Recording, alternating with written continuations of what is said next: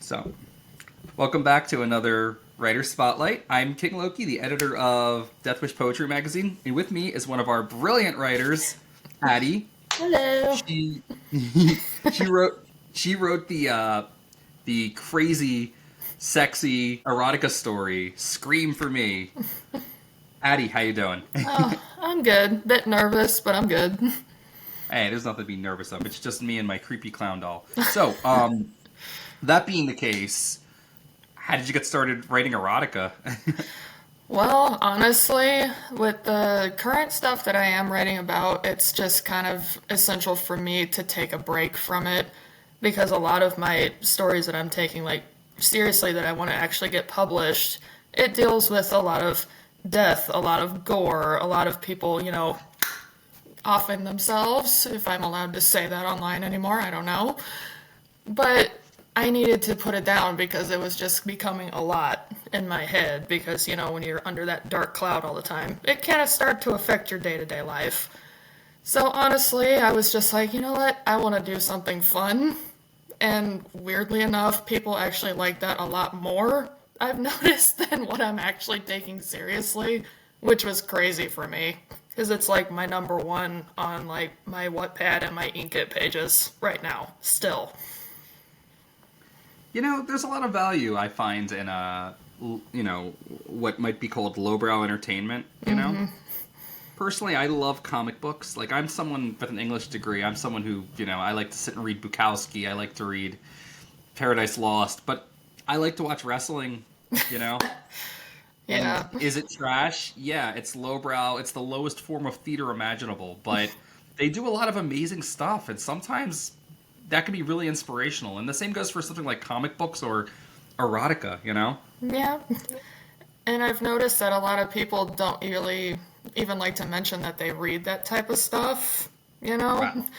Because, especially if it's going in the direction that I typically went in because I'm a horror fanatic. I love horror movies. Yeah. So that was just naturally the direction that I went in because it's like, okay, I can kind of see that happening, but I mean, if it was in real life, it would be like insane. So in your head, it's fine, and I think that's okay.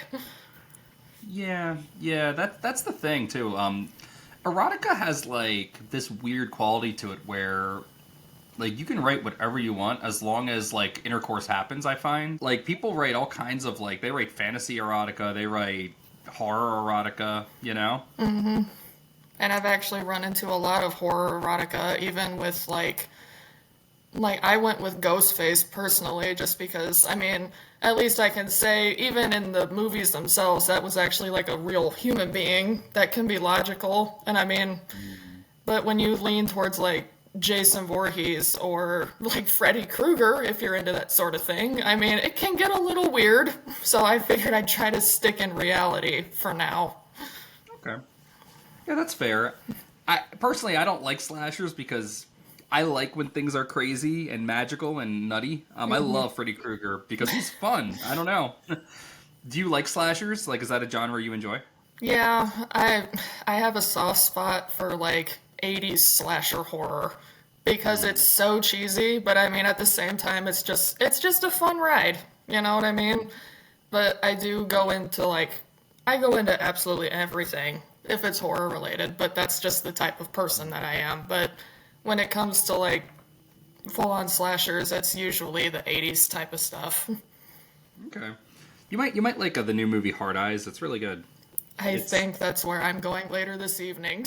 So it's fun. It's fun. I thought it was a bit much, but it definitely knows what it's doing, and it has a lot of fun with it. yeah, Um, it was kind of like the same thing as like Thanksgiving that came out a couple of years ago. I fucking loved that movie because it that didn't movie. take itself seriously. It just full on leaned into what it was doing and it was fun. It's a masterpiece. Yes. That is Oh cinema. man, great film. Open movie about Thanksgiving that begins with the horror of Black Friday is just Yeah. yeah. Thank you. Good job, Eli Roll. You did it. Yeah. So all right. So you mentioned like erotica was sort of your escape from just the heavy stuff you were writing and all that. Like, tell us about some of those genres you were working on. Well, right now I have just the one book published. It's called The Afterlife of Eden. That's like a short vampire type of movie. Yeah, right. I wish type We'll of fix it. story. But I Yeah. mean, the one I'm working on now is a little more.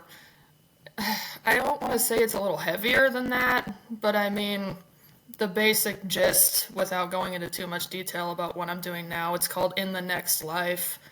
Hmm. And my main character decides to, commit suicide because he doesn't love his life anymore. But instead of, in the traditional, well, you offed yourself, you're going to hell, he gets pulled into purgatory. Oh. And Death actually tells him, well, you seem like you don't like anyone, you don't even like yourself, so I'm sending you back and you're going to do my dirty work for me. Wow. And so far, Yeah. I've gone through 3 death scenes. One was worse than the other two, without saying anything, but I mean, yeah. And it gets like I like gore, and I like to write about gore because Yeah. I don't really see a whole lot of it anymore unless you go into like Stephen King, because he just full on leans into whatever he's doing. Yeah, he's kind of fallen off in recent decades, but I definitely feel that there's a lot of good horror literature. Like I could send you a list of stuff like after the call, but like I want to keep it focused on your stuff. What did I want to say? Yeah, no, your novel sounds really cool.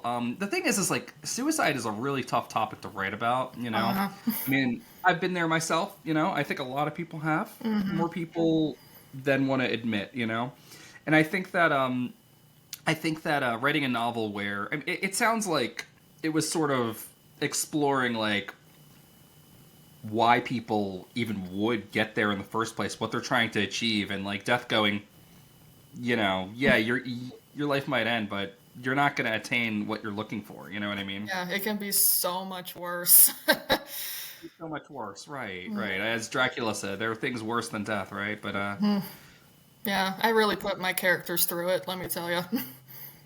is that novel out, or is that when you're writing? The one that I'm writing is the one that I just mentioned about that Okay. character talking to death and everything. The one that's already out right now is called The Afterlife of Eden. The Afterlife of Eden, and we could buy that on Amazon, and Yeah, it's you on know. Amazon and it's actually on my publisher's website too.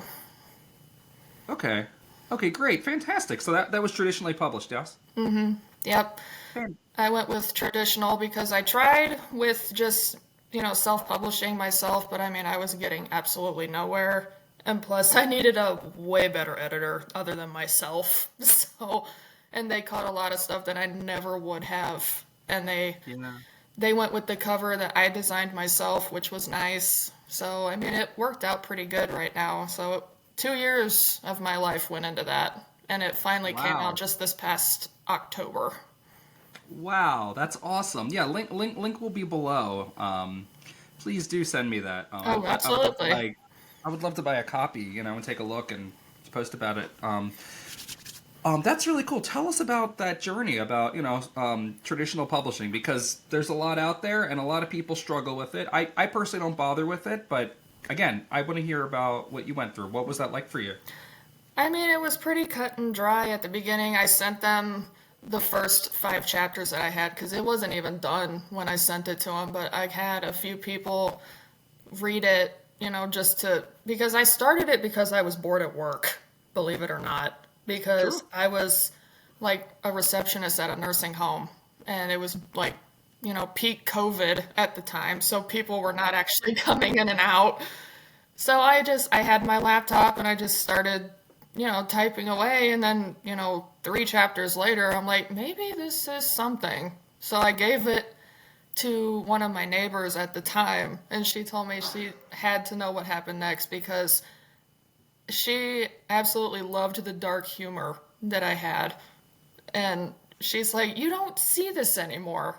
And I'm like, yeah, because, I don't really share that much. I used to write all the time, but I did not, I didn't share it with anybody. It was just for me to just kind of get through stuff or just to clear my mind out because, life got a little hard and it's nice to disconnect. But I got the 5 chapters done, and then Yeah. my husband read a little bit of it. And he's like, you should try to, like, send this out to somebody. Like, just to see. The worst they can say is no. So I sent it out to 5 different publishers. And, I got an email back saying, well, it can be like 6 weeks before you hear anything. Yep. And 3 out of the 5 that I sent it to got back to me in a week. And they wanted to know, like, when is this going to be done? Because we want to read it more. And, like, they didn't know where it was going or when it was going to be done, but they wanted it. Once I finally got through all of that and I actually saw it in a physical form, that made it real. So it's like, okay, I actually have something out in the world now, and, maybe I should keep going. And that, sparked me into my next one, which I fully intended on just doing how I did my first one, but I also realized that one kind of skewed off and did whatever it wanted. I had no plan. I was just writing it as it came to me. But this next one I have, called In the Next Life, that one has been thoroughly planned out. I have chapter by chapter by chapter lined out because, I don't want it to skew off and be like, how the fuck did I get here? I want it to be cohesive and I want it to make more sense. And Yep. I even use like a playlist to try to, I guess, catch the vibe of each chapter, because there's just certain things. It's like, yes, this needs to be more intense, this needs to be toned down, or the type of situation. It's just like it kind of guides me through each chapter in a way. Yep. You mentioned music. Yeah, so I find that listening to music while I write is really important, especially if I'm trying to hit a certain mood or vibe, or really trying to go for the jugular, Yeah. What are some bands you listen to? What are some... I mean, tell us about your playlists. Oh, jeez. My playlist is a bit out there. I mean, I have a lot. For this one in particular, I have several Ozzy Osbourne songs. I've got Oh, yeah. one that really threw me through a loop that I actually liked was actually a Post Malone song that featured Ozzy Osbourne. I didn't even know it was a Post Malone song until it actually started going, and I'm like, what the why do I like this? So, yeah, I understand, Scream for Me is part of a serial, Yeah, right? there's There's several more parts to it now. Like, Tell us about rating serials. Tell us where we can find it. well, it's free to read online right now. It's on my Mm-hmm. Wattpad page and it's on my Inkit page. And right Cool. now it's still on #1 on under Smut Writer. So I'm kind of proud of that. You should be proud. You wrote that and you entertained people. That's awesome. Yeah, it was fucking crazy, honestly, because I really don't. I'm my own biggest critic. I'm like, this is goofy as hell. Nobody's gonna read this. And I it turns loved it. I out thought it that's was like my great. best read of everything I have on there right now. Like, Yeah. I thought it was great. I don't know. We don't get enough erotica. I like to publish it because, fuck yeah, get that in there. Um, and yeah, no, there was a lot of humor to it. There was a lot of personality, and a lot of times they're just fixated on the sex act, and it's like, come on, man, like it's coming. It's like watching a superhero movie, and all they really get right are the action scenes, and it's like, listen, I have to sit here for 2 hours and do this. Like, give me something. And I thought your writing was very good. well, thank you. Um, you went to the trouble of creating a character and like grounding what you were doing in a history, and I thought that was a neat little trick. So what is it? Wattpad and Ink. What is it? I'm sorry, I'm old. I don't know things. Yeah, it's Wattpad. I'm sure somebody on the internet knows what that is by now, but and then there's Inkit. It's Ink. Inkitt. Awesome. Cool. All right. Yeah. So something I'm wondering is, how would you define yourself in relation to your writing, your art? How important is it to you? It's actually very important to me because, like I Hmm. mentioned earlier, I've been doing it since I can remember and figured out that this is like a good outlet for me to deal with stuff. Because like, even back in high school, English was my favorite subject along with my art class. But I mean, it helps me deal with certain things that you just kind of can't figure out where to put the emotions, I guess.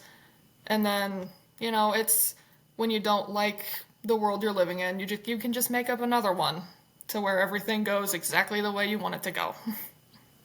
Yeah, very true. Very true. Very true.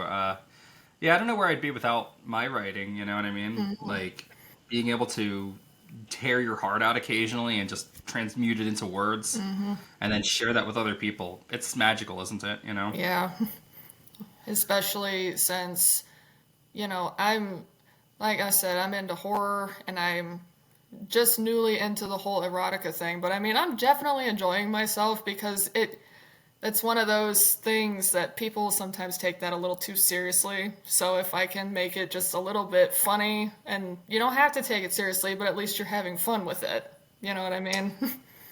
Yeah, people are pretty weird about sex, you know? I mean, they all want to police what we do with our bodies too, you know? Like I don't really understand it, you know? Yeah. People need to calm the fuck down, you know? Why don't you tell us about your process? My process is there is no process. Oh If I'm yeah? being honest. Well, yeah, because I didn't really plan on writing a dirty story about Ghostface. It just kind of happened. I mean, I was just sitting there. It's like, I'm so fucking bored. And I was sitting there just scrolling through my phone. And, these fucking thirst traps that they do on Facebook and whatnot. I seen a guy with a fucking six pack and a ghost face mask. And it's like, I can do something with that. And I just fucking rolled with it. I know Yeah, it sounds that's really. horrible, but it's the truth. Have you heard of Junji Ito? Yep. He's just like that. Like he wrote this story called I don't know what's wrong with me right now. It's the one with the sharks that come out of the water and have legs, Oh shit. and it's nuts. It's really fucking weird. Yeah. And people are like, "Where did you get that idea?" And he was like they're saying, like, "Is this like an environmentalism thing? Is this? Is it?" He's like, "Oh, no, I was just sitting there and I realized how horrifying it would be if sharks could walk." See? You know? Yeah, and it's like Some of the we're best talking. ideas come from just like, what if this happened? And it's like, it turns out to be something completely awesome, or it's something real. Even if it was stupid, okay? Somebody somewhere is gonna love what they're reading because either it's something they're into, it's something they've thought about, or it's something that they identify with. And for me, the horror genre I identified with, but I'm also a human being, so Listen, there's nothing more horrible than being a human being. We kill each other, we eat each other, we destroy each other, we confuse each other, we lie to each other. It's crazy, man. We gaslight each other, we lie, it's. Yeah, I think there's a lot of honesty in the horror genre. I think that's why it resonates with people, why it's so prolific. Also, I did want to say something. You know, do you find, you mentioned Stephen King. Have you read his book on writing? sorry. No. It's pretty great. He has a quote that I live by that is, the writer is the worst judge of their own work. Yeah, that's very true. Yeah. The thing, when it comes to editing, you end up having to destroy things that you thought were pretty damn good. So I'm very fascinated with this idea of George R. R. Martin. He has this idea that like some writers are gardeners. They spend forever planting seeds, cutting things, putting things back, scrapping the whole thing, starting over. They have no idea where they're going, and they might finish it someday. And then they're architects. They know everything that goes into their story, right? Every chapter, every history. Are you an architect? You seem like an architect. I'm starting to become one, honestly, because that first book I had, like I said, there was no plan. I kind of just let my characters take me where they wanted to go. And rereading it again, I'm my own worst critic. To me, it didn't really, it's somewhere along the line, it just didn't hit the right area. So now with this other one, like I said, I have it planned out chapter by chapter by chapter. It's almost like episodes in like a TV series almost. Like I know Yeah. from here they got to get to here, and then from there it's gonna go like way down here, and then it's gonna bring them back up again. Like I have everything planned out to a T. But I mean, when I read my chapters back, I will go back and I will tweak some things. Like, okay, that didn't really make sense, or we didn't wrap this up quite good enough, so I'll go back. And that's just editing though, to me. Yeah. Like adding, subtracting, just to make it cohesive enough. If I can understand it, then I know somebody else can understand it. Yeah, and you know what? It's always better to write more because you can always edit. You can always take the knife to it, you know? It does help to plan things out ahead of time, and it does help to have an outline. Like, I'm a very ecstatic writer. Things hit me, and I do what I'm doing, but I know where I'm going is the key thing, you know? Yeah. You know, like, these people who just, like, write whatever, and then you tell them, this doesn't make any sense, your structure is off, and they go, oh, well, it's like reality. It's like, yeah, but you made this, you know? Yeah. Like if you're gonna take the time to construct a whole like fantasy world or a whole different area of your life or whatever, it has to at least make a little bit of sense. Kind of makes Because sense. Like I write dark, yeah, I write dark fantasy. You know, like my Demon Land books take place on another planet, and like you want to be consistent. You want to know what you're doing, and your characters, even if they're not humans, they're demons with like scales and stuff. They still need to have emotions and motivations that we understand. You know, like my you know. my characters right now are literal grim reapers. Okay, they were once people too. They still have their emotions. They can't die anymore. And when they do die, Yeah. they come back up like weeds. So there's no getting away from it. And I have a feeling they'd probably feel a certain way about that. Well, you know, you would know better than anyone, right? Yeah, I put them through hell, but I mean, I'm enjoying it. Yeah, yeah. It doesn't pay to be nice to your characters like Tolkien was. You know, Yeah, no. not really. So, you know, something I like to ask is, how do you handle creative slumps? You know, is writer's block an issue for you? It has been before, but I mean, I've tried several different methods of getting over writer's block, and I'm just, it happens. Sometimes I can get out of it quicker rather than later, but again, that's where my whole erotica stuff started, because it's like, I don't know where to go from here over here with these guys, so I'm just going to go over here and get my mind off of it a little bit. And then, I could be in the middle of writing a part for that. And it's like, you know what? If I tweaked this a little bit, it could make sense over here. And then I could just as easily jump back into that and then keep going. It's just a matter of something just clicks. And if it'll make sense, then I'll put it over there. But I mean, if it gets a little ridiculous over here, of course it's not going to go over here. But I mean, again, it's just sometimes I need to take a break, but most of the time, I think it's just a matter of the subject matter and what you're writing. I mean, if you don't feel the need to take a break, don't take a break. But if you hit that wall, I mean, it kind of pays to take a break a little bit sometimes. Because, I mean, Yeah, burnout is real. burnout is real. I agree. Sometimes the best thing you can do for a piece of writing is put it down. Mm-hmm. You know, especially if you're working at something and you know where you're going, but you're trying to write the sequence and you're like, how do I make this interesting? How do I make this cool? Mm-hmm. This is the fifth blowjob scene I've written this week, and I can't think of a good simile. What the fuck, bro? There's only so many words you can put in place of that. It's aggravating.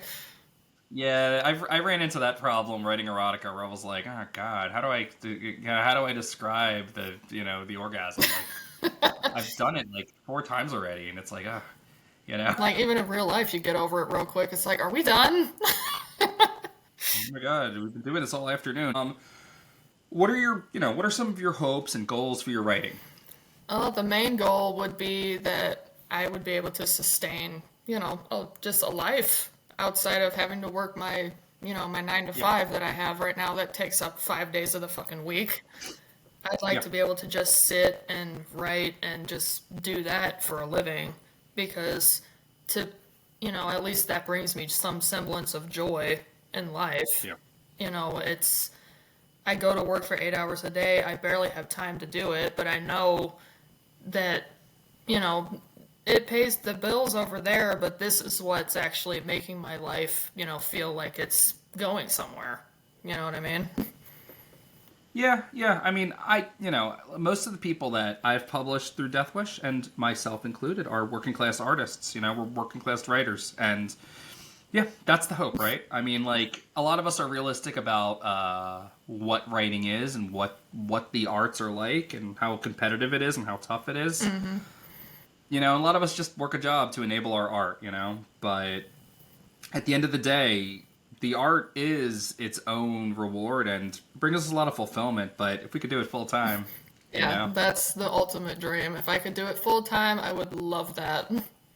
But I fair mean, enough. again, I gotta get it up off the ground before it can go anywhere. So, That's right. That's right. I mean, I find that it's best to just do things. You know what I mean? mm-hmm. Like, write, make a YouTube channel if you want to. Start it, you know what I mean? Like, it doesn't cost anything in many cases, You No, can do it, Yeah, all by all means. all writing takes is just like cut out like an hour a day. Like honestly, bare minimum, maybe an hour. Me, I Yeah. actually try to sneak in writing while I'm at work right now. So I will type on my phone while I'm typing on my computer at work, just to try to Yeah, keep things moving. definitely. And something that's refreshing about you is you're very grounded. I think that it's so I don't wear these like shirts that say writer. Like I see all this Mm-mm. pretentious stuff like I saw a T-shirt that said, "Someday this will all be a story," and I'm just like, While "Get that over may be yourself." true, I don't want it on a t-shirt. I'm sorry. Well, that's what I'm saying. Like, I think that it's really cool that you are very like realistic about your art. How do you keep yourself grounded and humble? Is what I'm saying. You know what I mean? Yeah. I guess the humbling part about it would be like, I could put all this time and all this energy, blood, sweat, tears, whatever you want into it, and it could still go nowhere. So, Yeah. I mean, I want to be sure that I actually like what I'm doing and I'm happy with it. And if nobody else likes it, that's okay, because at least I know I did something for myself. It wasn't for anyone else. Yeah. Exactly. Yeah. Yeah. Yeah. The art is fulfilling in its own right. Creating work is a very spiritual thing. I feel, and existentially speaking, I mean, I find myself asking all the time, like, when does your story begin? You know what I mean? At Hmm. what point are you doing things for yourself? And a lot of people, they feel like their job defines them, and I just think that that's sad because, Yeah, it's just not true. my Like, job is are you at your so happiest not when you? who I am, trust me. Because I know. right now I work as a quality auditor in a car parts factory. Okay, that is not who I am. That's literally just keeping the roof over my head right now. Move through like normal day-to-day life and society, then we come home and we can be as weird as we want. It's like being a werewolf. Yeah, literally. Yeah. Okay. Let me see here. So, all right. You mentioned that you're writing another novel. Mhm. Are there any other things you're working on right now? Well, I'm working on hopefully the final part for Scream for Me because I get people DMing me now all the time, like, where is the update? Like, how does this end? Is it going to end? And then I am currently only working on the one novel because I tried working on multiple at a time and I realized it just didn't work for me. No. The storylines were getting crossed. It's like, wait, where was I? And it was Yep. just Yep. too much. So it's like one at a time works best for me. Like I applaud Yeah. anybody who can work on multiple things at a time, but it just no. No, that's a level of compartmentalization I don't think I can reach either. Like I've tried, and Hmm. yeah, the inspirations start getting crossed, and the characters start seeping, and it's like, no, no. It becomes just like a jumbled fucking mess, and I couldn't deal with it. So it's like, okay, I need to put this one down and this one down. This is the one I actually care about right now. You know what I mean? Yeah, that's a great answer. Um, so where can people find more of your work? I mean, obviously we've talked about this. You mentioned there's two self-publishing websites. There's the Dorrance, of course, and Amazon. But do you have an Instagram? I do. It's the one that I, currently use to get a hold of you guys. Right. And the link is below, of course. If people wanted to connect with you as like a writer, that would be the place to do it. And Okay. I'm thinking about just making one solely, just again for my books, because, my personal one, obviously, that's got like all my current life stuff and everything else going on. But I mean, I'm trying to figure out where I can like just have just that space for writing, and that's it. And it's Yeah, just, I yeah. gotta find the time to get these things done. And that's Yeah. always the killer right there. It's a struggle for sure. I just use my personal one for my writing because I have my Death Wish, I have the Death Wish page and the Demon Toast page, of course. But I also don't really use the social media, so it really is just a marketing space for me. But that's fair. I see a lot of people with special ones just for their writing, you know. So definitely a good idea. But we'll still link your personal one because that's what you got. If you do upgrade it in the future, let us know. We'll go ahead and update this. That's no biggish. Oh yeah, definitely. Yeah, totally. Are there any books you'd want to recommend? Anything, Well, honestly, my favorite author, I don't really have a favorite book from her because they're all awesome. I'm really into Ellen Hopkins. And I know that's probably not going to make much sense with what I'm writing, but I mean, her books, honestly, might sound corny, but they did speak to me in a way because they were all coming out when I was like late high school years and into my adulthood, and some of them dealt with things that I actually did go through, and it just connected on almost an emotional level for me, and it kind of felt nice knowing that okay, this isn't as random, as I thought it was, and this is like it almost was like it's hard to describe because I went through a lot of shit as a kid, like Yeah. especially in my teens and my early adulthood. So just being able to read it and know like okay, life can get better, I guess is a good way of putting it. It really does help, and she's awesome. She writes like full-fledged like 500-page novels, but they're all in like verse, like poetry verse. And it's really cool. I really recommend her a lot. Oh, cool. Oh, that's very interesting. Huh. Yeah, Ellen Hopkins. Cool. Yeah, no, that's fascinating. Yeah, no, this is why I like to ask the question because you never know what someone's going to say, and that's fascinating. They're completely written in verse, like they broken into stanzas, or is it just the form? I guess. Some of them are in like traditional verse, but it's not like she doesn't rhyme. They're not. It's not that I type didn't of think thing. so. But it tells the story in the verse. But then I think in one of them, it's like it spells out like a whole word across both pages. But as you're reading it, but then once you get to the end, it like spelled out something that was like the main focus of that chapter. And it's Oh, just really cool to read. I really recommend her a lot. hey, that's really cool, huh? Neat. Yeah, no, that's really cool. Yeah. Are there any? Would you say she's had an impact on you on how you write, or no? I guess in a weird way, yeah, she has, but I guess the real impact she had on me as far as my writing goes is just be honest. Like, if this is Mm, really what you want to do, then just write your characters how you actually see them or how you want them to be seen. Because yeah. honesty is the best policy, and usually it comes out pretty good. Yeah, usually. I mean, like, there's the old cliche, to write what you know, so, Yeah. yeah. And when you're not honest, people know you're lying. I mean, put it to you that way. Yeah. Are there any movies or TV shows you want to talk about? You want to mention? You want to recommend? Anything that's been important to you? Uh, I don't know if we could go to say it was important to me, but I mean, the things that really got me into like the horror genre, which again, that's my whole thing. I'll watch other stuff Yeah. too. Like I love trash TV as much as the next person. Like I'll watch Yeah. 90 Day Fiance every week, okay? Because those people are train wrecks. But I mean, when I go into like specifics, like I love my 80s slashers and the fact that Yeah. they are starting to like pop up now like every other year. That makes my weird little heart happy. But I mean, I Sure. also go into like the main one that got me into it when I was like God, I was like a toddler when that happened.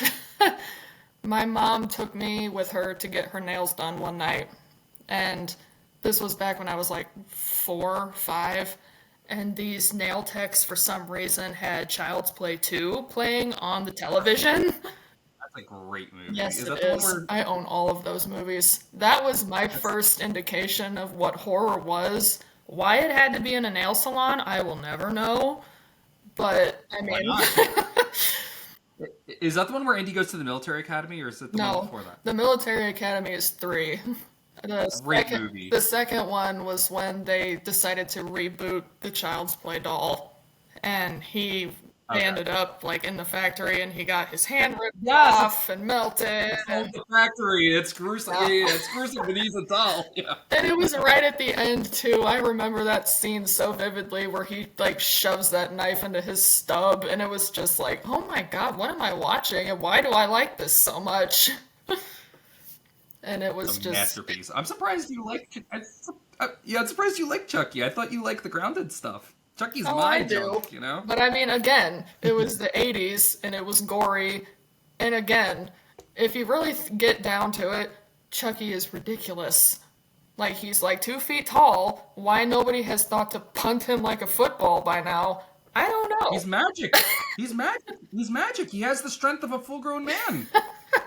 He is. He's magic. I'm just He's saying, a my beast. first instinct would be to just kick him across the fucking room. He'd grab your leg and tear it off. He's fucked up. I'm just saying, and the more grounded stuff, even when that gets a little slashery and ridiculous, like Hellfest was one that I absolutely loved, and I wish something like that would come around, like just a full-blown Halloween festival where I could go to.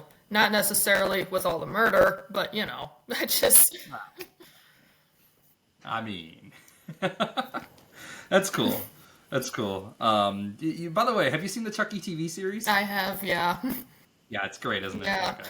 I really liked the first 2 seasons, Chucky in the White House. I was like, I think they're losing steam here. You know, they took it as far as they possibly could. Yeah, and now supposedly they're making another movie for him, which I'm hoping, Good. I always hope for because he'll always be my number one, I think. Don Mancini is a genius. I love him. Yes. I think he's great. I would love to meet him one day, but I mean, he's probably really busy. He's probably really busy. Maybe we'll get him on Demon Toast. That'd be fun. That would be awesome. You never know. You never know. You never know. You never know. All right. So, what's the title of your book that's out now? I'm sorry, I forgot. That's okay. It's called The Afterlife of Eden, and Afterlife it is a vampire novella. Vampire Novella. Yes. Got it. That sounds awesome. Do you like Anne Rice? Yes, I do. I like the. Yeah. I did not care for the reboot of Interview with a Vampire. Oh, I didn't watch that. I I watched a good 20 minutes of it, and I'm like, this is not for me. I went back and I watched the original movie that came out, and that was Classic. way better. But again, Classic. you go even further back, the book is even better than that. So, Yeah, Anne Rice. I have a lot of really complicated feelings about her. I read her when I was like, in high school, and then I kept reading her, but unfortunately, the Vampire Lestat is like probably her highest fucking point. It's like, God damn it, I think it might be just her Catholicism that ruins everything. But man, when it comes to the incest, not the incest, the pedophilia in her books, and just yeah. the weird religious stuff and the racism. Like, I learned the word octoroon from her, and I was like, so she's an 8th black. Okay. Thanks, Anne. Thanks, Anne. Yeah, when Appreciate you have it. to start Googling things and you're getting bothered by the things that you're Googling and you're worried the It's FBI is looking at your Google search history. Well, maybe not these days, but yeah, with Trump in the White House. But no, seriously, yeah, it was pretty weird. I did not appreciate that, and she passed. But The Afterlife of Eden, is it kind of like an Anne Rice novel, or is it, not that I'm saying you might have ripped it off, but like, is it structured like that, I wouldn't say so, no. I mean, there Okay. are certain, like, no offense to Twilight, but my vampires actually eat people. Like, I'm just saying, there's a... Bro, don't even bring up Twilight. What are you doing? No one cares. Well, I'm just saying, I was a 15-year-old girl once, For You know, sure. I read her stuff, and I didn't, at the time, I didn't think it was bad, but then you go back and you read stuff as an adult, and it's like, what the fuck was wrong with me? You know, this is weird. And then, Yeah, I don't know. like, you go back into stuff, like you said, like Anne Rice, and her Yeah. vampires are, you know, they're predators. They eat people, they drink blood. That's what they do. So I went back into that, but I mean, again, that's the more type that I was into, especially like going into like movies. I was more gravitated towards like what the hell am I thinking of? Underworld, you know, Sure. and Yeah, Underworld's then great. Yeah. 30 Days of Night. You know, those vampires, those were fucking scary. But those, to me, that's, to put it weirdly, those are real vampires. Although we all know that they don't actually exist. Whatever. But, I you mean, know, I know a couple of people who I could call vampires. But I mean, well. that's a whole nother issue. Now, do your vampires like, I don't want to say whine about life, but are they emotional like the Anne Rice vampires, or are they comic book Morbius vampires, like where Well, they're just evil bastards? like my main character has her feelings about her life, but I mean, she doesn't whine and cry about her life necessarily. Does she think media has ruined vampires? Absolutely. Because, like, I will say one scene in there where she is trying to figure out like where to go from a certain situation that she was just in, and she flops on her couch and she's flipping through the TV like we all do, and Van Helsing comes on. And she starts to think about how unrealistic those vampires really are because she can't fly. She doesn't have wings. You know, she looks like a normal human being up until she gets pissed or hungry. You know? She's not a Nosferatu. No. Well, and there you have it. This is Addie Crisp. She's great. She's brilliant. Connect with her at Instagram. Read her novel, The Afterlife of Eden. Link below, or I'm gonna come for you. And yeah, check out her erotica. It's great. Link below also. Read that too, or I'll come for you too. And yeah, Addie, anything you want to say? Just that I hope anybody who does take the time to go to read anything that I have out there, I hope you enjoy it. And even if you don't, hey, not everybody's going to like the same stuff, but I appreciate you at least taking the time. That's wonderful. Yeah, yeah. I second that. I think that that's a great sentiment. And you know what? I hope we see more from you, and I hope you keep writing because you're very talented. Make art, write poetry, stay spooky. Ave Satanis. Halloween is a lifestyle, not just one day a year. Fuck yeah.